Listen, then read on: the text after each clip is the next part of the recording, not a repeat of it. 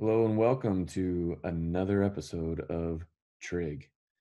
We're going to be dealing with these polar equations and their graphs in our final section of this class. So that's exciting. Hopefully, you guys are ready to rock and roll. So, a few things just to highlight here. In this section, we're going to start talking about this polar form that we've mentioned a few times and dealt with both that and the Cartesian or rectangular coordinate system. And now we're going to be talking about their graphs a bit. All right. So we're used to that rectangular or Cartesian coordinate plane. And whether it was the X and the Y or the real and the imaginary for the complex, either way, we learned how to kind of talk and see both types. And whether we wrote it in one or the other, we knew that they were equivalent. So now we're going to talk about how to do the same thing, but also talk about what they look like graphically. So I'm going to start with this point 3, 4. And if I was to graph that, I obviously would go from my origin, right 3, and then up 4. And I would plot that what they're calling point P. All right. Very simple to get there, like we always have since the beginning of our algebra careers. But now, remember, we talked about if it's not x comma y, then the alternative form, which we're going to call polar, is going to be in r comma theta. Like we talked about with the cis and everything else, but that had a complex form because it had the I involved, right? So instead of just going right 3 and up 4, what else could I do?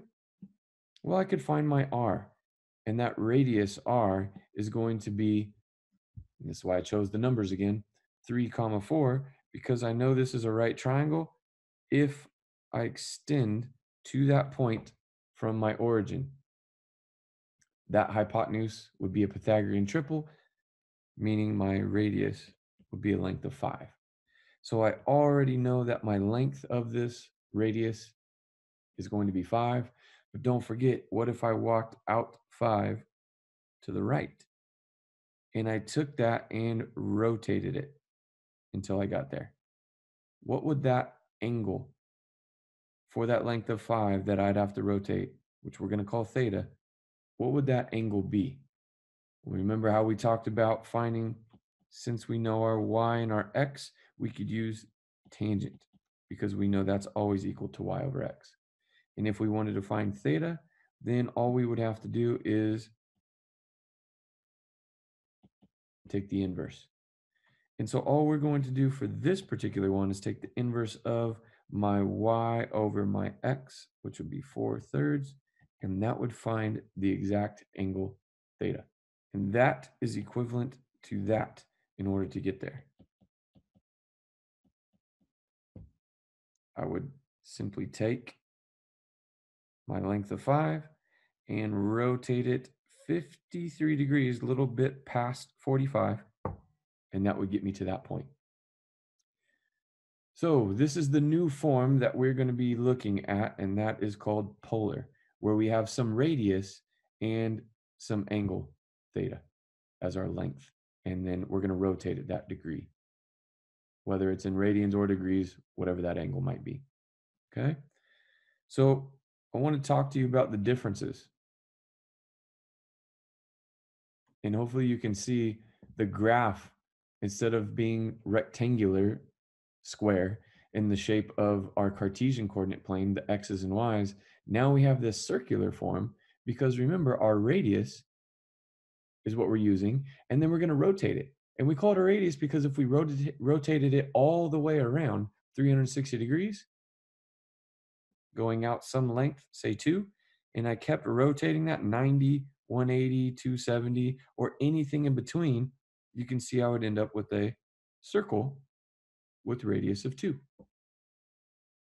So for us, we said that we would march out a length of 5 from still our origin, our center, in 2, 3, 4, 5, right in the middle there. And then we're going to take this point, which if you notice kind of looks like a pole, hence the name. And we would take that length and we would rotate it all the way around to, well, remember, these are in radians right now. Pi over 6 would be 30 degrees. Pi over 4 would be 45. And pi over 3 would be, well, that would be too far. That's 60 degrees. We wanted to be about 53. So right about there. And again, that length we said of 5 and that angle of 53.1 degrees. That would get us to this point P that we had before. So whether you graph it on what is called a polar grid or rectangular, you should see that that value should look identical. We should be in the exact same place, no matter how we get there.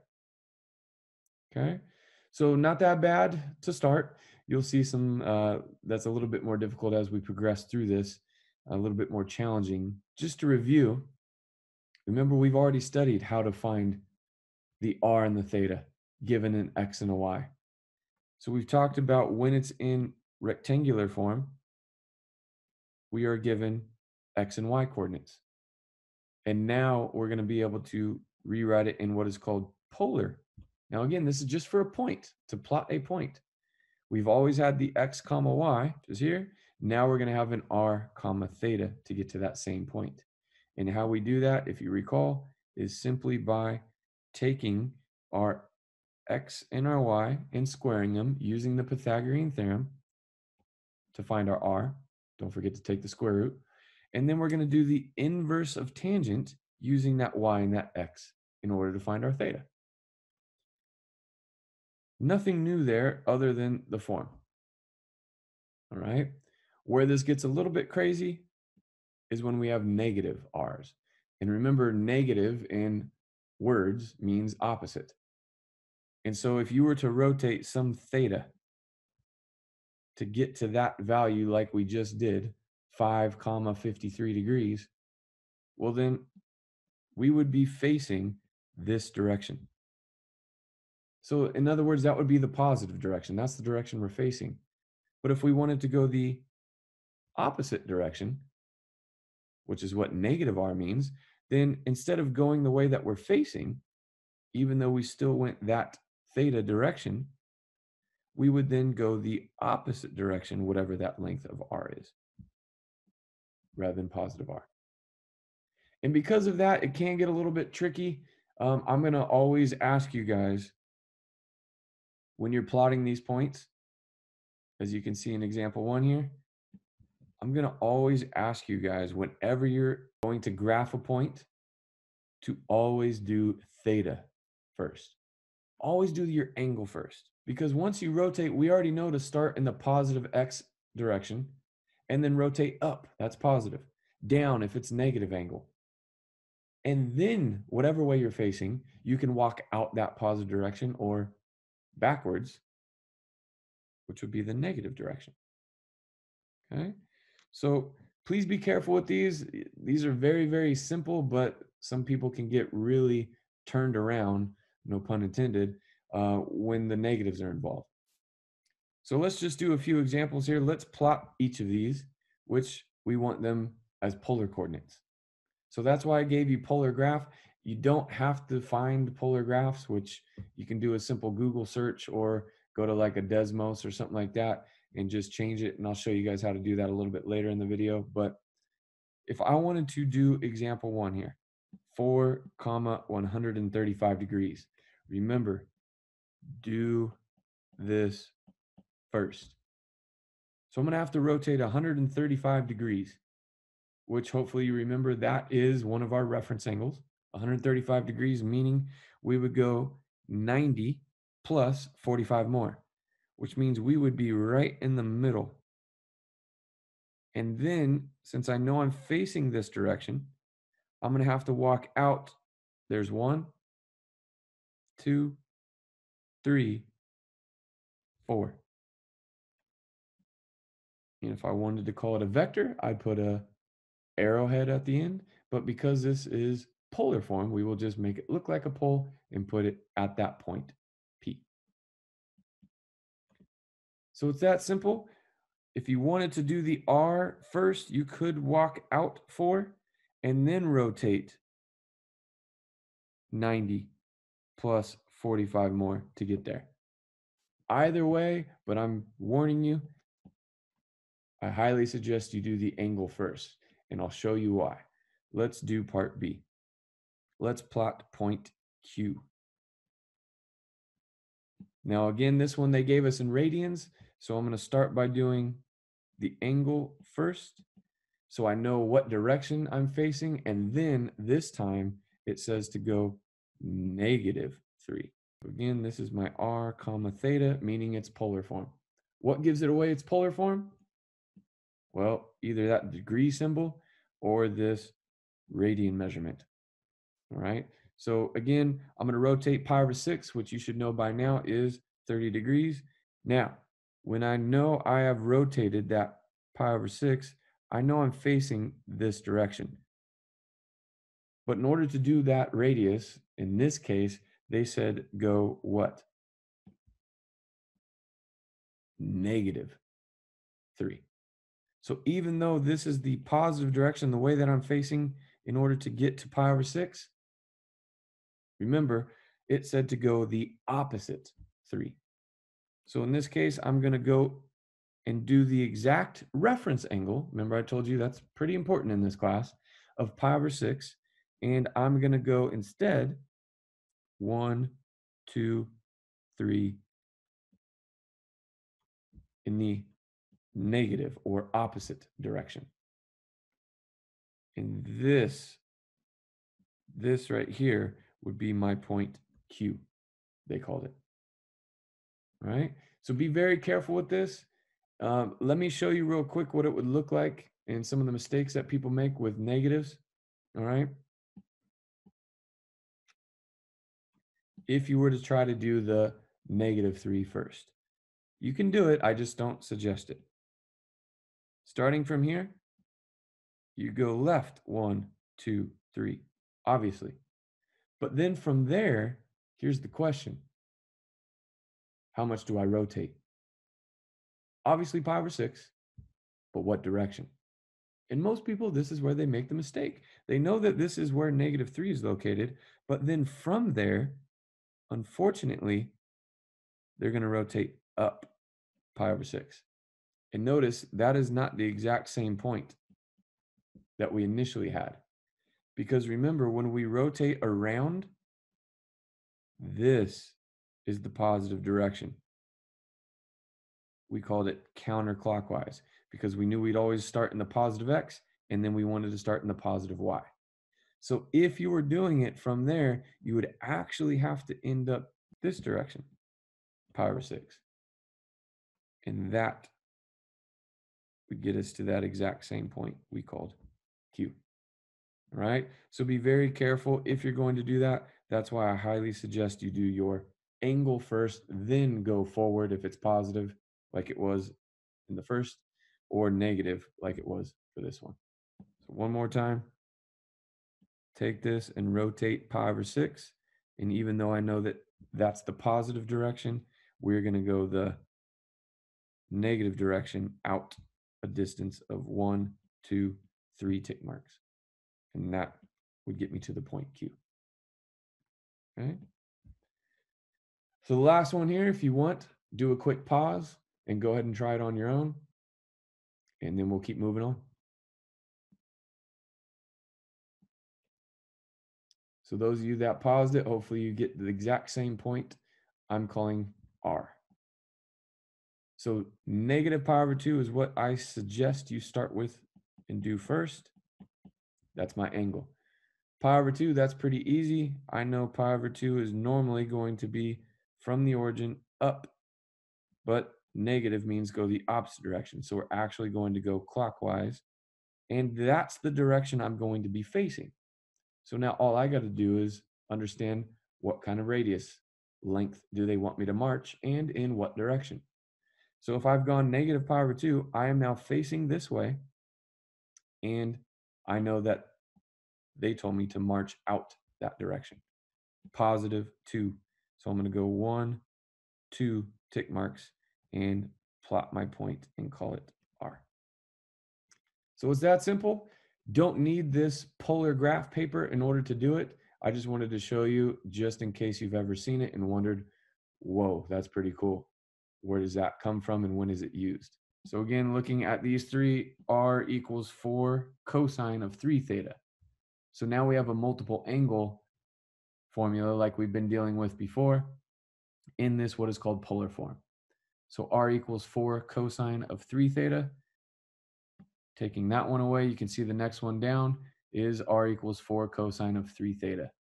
I put the parentheses around it just to make sure that we know that that is my angle, and look what we get. Pretty cool. All right. Now this is called a rose because they call these things petals.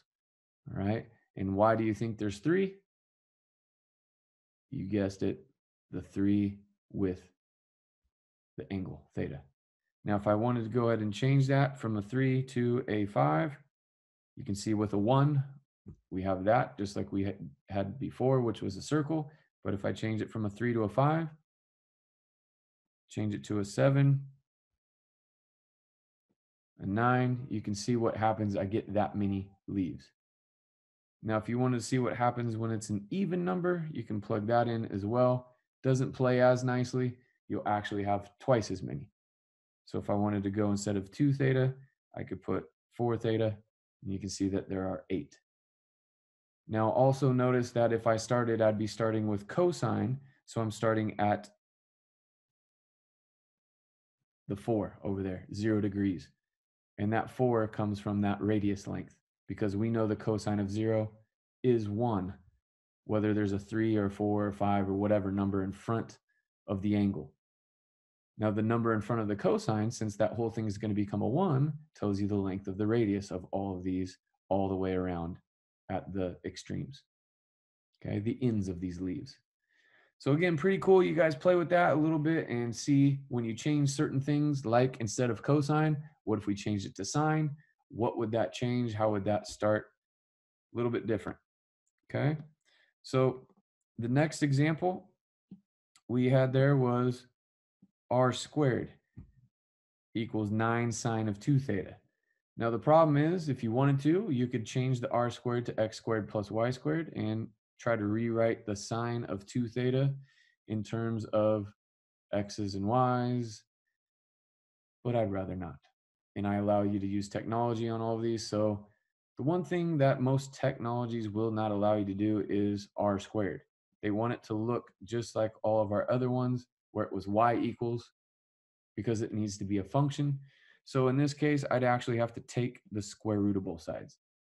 So if you notice the next one, now I'll have it as r equals the square root of 9 sine of 2 theta. And that's what I have on the next blank right there. All right.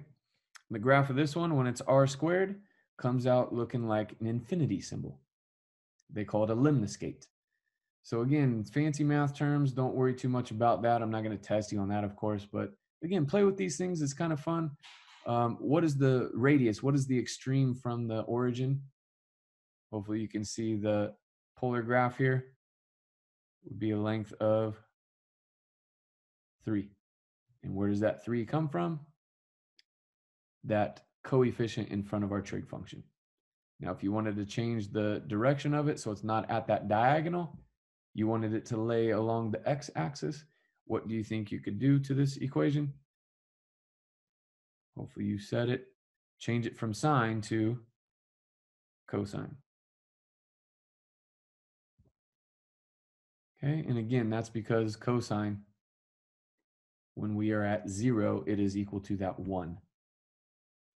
Okay, so again, pretty cool stuff. Play with that a little bit, have fun.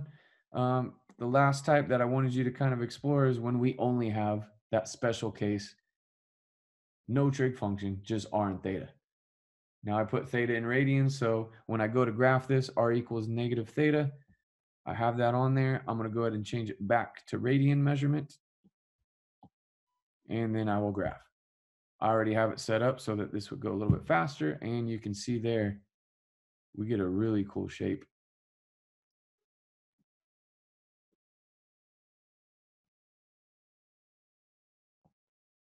Called the spiral of Archimedes. And if I kept zooming out, you could see that it just keeps going around and around and around. So pretty cool. They've done a lot of explorations about all of these and tried to figure out if there's any applications.